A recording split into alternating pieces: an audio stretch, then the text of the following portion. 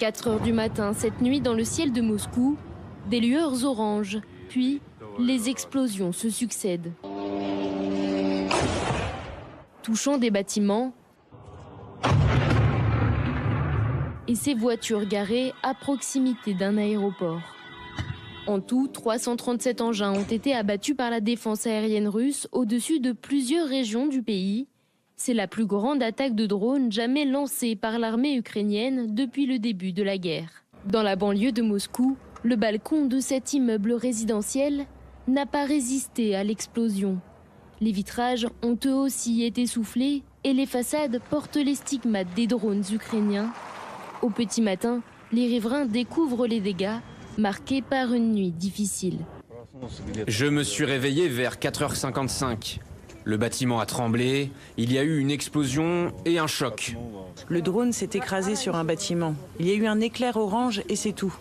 Il y avait des morceaux de terre, des morceaux de verre sur le rebord de notre fenêtre. La seule chose qui m'effrayait, c'était la possibilité d'une deuxième attaque. C'était terrifiant. Cette attaque survient à quelques heures d'une journée de pourparlers en Arabie Saoudite. Aujourd'hui, Volodymyr Zelensky doit présenter un plan pour un cessez-le-feu à une délégation américaine. Depuis les airs, ils peuvent surveiller, localiser et même s'abattre sur l'ennemi. Les drones se sont imposés en seulement 3 ans comme un atout stratégique incontournable pour l'Ukraine. Des avions aux appareils quadricoptères en passant par des engins plus petits qui tiennent dans la main. Le front est devenu un laboratoire d'innovation pour Kiev qui dispose aujourd'hui d'une importante panoplie. Certains sont utilisés pour l'observation, parfois en tant qu'antenne relais chargée de survoler le terrain pour fournir des informations aux militaires.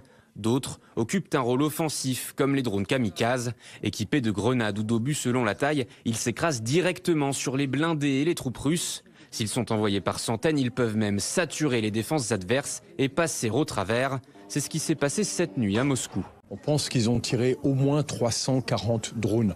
Le fait d'être attaqué jusqu'au cœur de la capitale, c'est une forme d'agression psychologique qui est extrêmement importante. Et c'est rappeler aussi que les Russes ont déclenché cette guerre contre l'Ukraine. Et bien là, ils la voient revenir sur leur propre territoire. Malgré leur obsolescence rapide à cause des brouilleurs ennemis ou de systèmes de guidage limités, les drones ont l'avantage d'être peu chers et simples à fabriquer.